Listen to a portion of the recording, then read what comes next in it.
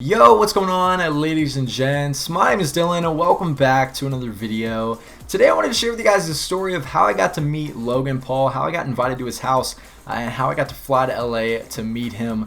My friends in real life have heard this story a million times. I used to talk about it all the time. This was actually 2 years ago, back in 2017, back when Logan and Jake were literally taking over YouTube. And I managed to get to hang out with him over the craziest thing ever. And I'm hoping this video will kind of inspire some of you guys to try things that you don't think will work. Because this is so stupid. Like, I'll be the first one to tell you this is the dumbest story, the fact that this worked. And yeah, so I wanted to share it with you guys. So I'll start off by saying I'm pretty sure it was April. It was April of 2017. I was living in Orlando, Florida. I was just hanging out, right? I think it was a Thursday night. And I took a Snapchat of something stupid. And I'm pretty sure I was drunk, and I said something like, "Yo, how crazy would it be if like Logan Paul would hang out with me, or if I went to hang out with Logan Paul or something?" It was so stupid. I was acting like a fool, and for some reason, I decided to take the Snapchat and post it on Twitter and tag him. I don't know why 21-year-old me decided to do that. That was probably the dumbest thing I could have done. But I did it, and he ended up liking the tweet, which is like, you know, cool, right? Celebrities, famous people like tweets all the time. It was cool. But that kind of gave me motivation to be like, okay, like I could actually reach this guy. Right now, he's like the king of YouTube. He's taken over, him and his brother. You know, this was like when they were making all those diss tracks and getting literally hundreds of millions of views. And I was like, you know what? I'm going to make another video, except I'm going to be a little bit more normal and kind of like give him a proposition. So I made a minute-long video with this camera. And I basically said, hey, what's up? My name is Dylan. I have one hand. I've always wondered what it would be like to get arrested. Help me find out. And it was like a minute-long video. It was just me acting like a fool saying that. And I tweeted it at him the very next day. And sure enough, he did not see it. Nothing happened. I was like, okay, whatever. You know, I sent it in the morning. I didn't get a response, no likes, nothing. So I waited a little bit longer. And I remember taking a nap that afternoon. And I woke up to a DM from him. And I was freaking out, dude. Like, you can imagine, I was completely mind blown that this happened. And essentially, he liked it, DM'd me, and said, "I'm down, bro." Like, that's what he said. He said, "I'm down." So at that point, I was like, "Yo, this is crazy. Like, how did this work? How did this happen?" Like, I was freaking out, bro. I was like a little fangirl, just like acting like a child. But he DM'd me, and we started talking back and forth for about an hour.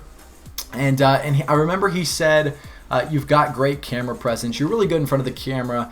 And I responded with, "Dude, I've had one hand my entire life. I'm used to people watching me." Something like that, right? And I sent that at like 2 p.m. He didn't respond all day. So I was like, okay, you know, that's it. Like, I had that little interaction. That's going to be it. So later that night, we're having a party at our apartment. And it's like 11 p.m., right? And I'm drinking with my buddies, and I told my friend, I was like, dude, I'm going to just DM him my phone number, right? I'm going to send him my phone number. It can't hurt. He'll obviously see it. You know, what's the worst that can happen? At least he'll have it, right? Maybe he'll just delete me or whatever. So it's 11 o'clock. I'm typing in my phone number to send it to him, and for some reason, I'm just like, you know what? I can't do this. I can't send him my phone number. This is weird. So I was like, you know what? I need to be drunk before I do this. I was like, it needs to be later on in the night before I do this. And my buddy was like, yeah, you're probably right. Let's go drink. Let's go hang out with everybody. So I went and I put my phone away, and I went to keep drinking. Then it's like 12:30 at night, 12:30, 1 o'clock, and I'm like, all right, dude, I'm gonna send him my number right now. So I open up my phone right next to him. I start typing in my phone number, and no lie, this couldn't have happened any other way. I'm like 2 digits away from my phone number being finished, and he responds. So I get a response as I'm typing in my phone number, and it says, "I love it, G." And then he sent me his phone number and said, "Text me." And I was like, dude, what? Like, there's no way this is real. He just gives his phone number out to random people. Like, how could you trust me? I would just give it to everybody, right? So he gave me his phone number. I was so mind blown. I'm pretty much drunk at a party. Like, I'm like, oh my God, my life just changed forever. This is crazy. So I go outside. I call my buddy. I'm like, dude, you're not gonna believe this. Like, Logan Paul just gave me his phone number. I'm freaking out. And that's basically how I managed to get his number. I talked to him for a few months, and then when June came around, I told him, I was like, hey man, flying out to LA next week. Hopefully I'll get a chance to see you. He said, yeah, just text me when you get here. I went out there with my buddy, and I texted him and told him I was there, and he was actually shooting a movie. I don't remember which movie it was, where they rollerblade. It was with that Chloe Bennett girl. I don't know. They were shooting a movie. He was really busy, And one night he just texted me. I believe it was like 7 o'clock. Me and my buddy were just taking a nap in the hotel, and he texted me and he was like, "Yo, you in Hollywood?" And I was like, "Yeah." And he was like, "Bro, come over." And he gave me his address. He was staying at the W at the time. If you guys watch him, he used to stay in a sick penthouse at the W. And we went over and got to go upstairs. And I got to meet his assistant, Ayla, at the time. Ayla Woodruff, you guys probably know her, Instagram model. We met Kong, his puppy. Unfortunately, he's no longer with us, Rip Kong. And we met Dwarf Mamba. And yeah, it was really awesome. And what was crazy is we were hanging out in his apartment for about an hour. He went and got in the shower while we were just chilling in his apartment. Came back. He was going on a date with that Chloe girl that he dated for a while. And we're walking out of his apartment. He's like, "Hey, man, like, you guys need an Uber. You guys can ride in the Uber with me back to your place." And we're like, "Nah, we're good. We're walking distance. We'll walk." So we walk out, and like all these people just start bombarding us because obviously everyone loves Logan. You know, everyone wants to see him.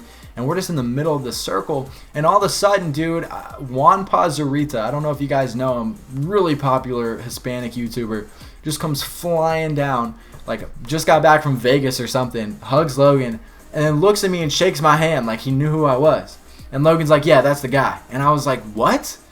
I was like, "What is happening right now?" All of this is happening because of Twitter. I started freaking out, dude. I was like, "This dude's huge. Like, he's like the biggest Hispanic YouTube star. Like, what is happening?" And I got to talk to them, and you know, whatever. We planned to do something, and we ended up leaving. And that night was insane. We went back to our place, our Airbnb, and got absolutely hammered. And then unfortunately it kind of fell through. I never got to do anything with him. He had to go back on set and shoot his movie, and the day that he had available I was flying back to Florida, and I was really upset at myself. I should have stayed. I don't know what I was thinking. I was scared. I was on the other side of the country. I was like, I don't want to miss my flight. I don't know what I'll do. But looking back, obviously hindsight's 2020. I should have stayed. And then, you know, I talked to him on and off for a while, and I tried to go back and meet up with him, and it just didn't work. Everything kind of died out. But I talked to him every now and again on Twitter. But yeah, it was a crazy time. I don't know quite how it happened. Still, it's still kind of mind blowing to me that I could reach someone like that through a tweet and actually get to go hang out with that person. But man, this was in the summer of 2017, back when he was killing it, pre-Suicide Forest era, pre-all Logan Paul scandal era. But it was pretty wild. And everyone always wants to know, like, is he a douche? What's he like in person? He was so cool to us in person. He seemed so awesome. I'm sure he's much different now. Obviously, that was 2 years ago. And he's even said it himself that he's grown so much since then. But, you know, obviously you can't judge someone off meeting them one time. So, but he was really nice to us. He was really cool. He was funny. And he's huge, man. He's pretty jacked. So, but yeah, I wanted to share with you guys that story. Hopefully that'll give you guys some inspiration to try something. So go hit up Brad Pitt on Instagram or something, because you might get a response. But anyway, guys, that's me for today's video. I hope you guys at least somewhat enjoyed this story. Let me know what you guys think of Logan Paul down in the comments section below. I can't wait to see what some of you guys have to say. But again, make sure to follow me on Twitter or Instagram at Dylan Furrow. All my social media are down below. You guys know the drill. But again, I hope you enjoyed the video. Make sure to subscribe to the channel if you haven't already, and I'll see all you guys in the next video.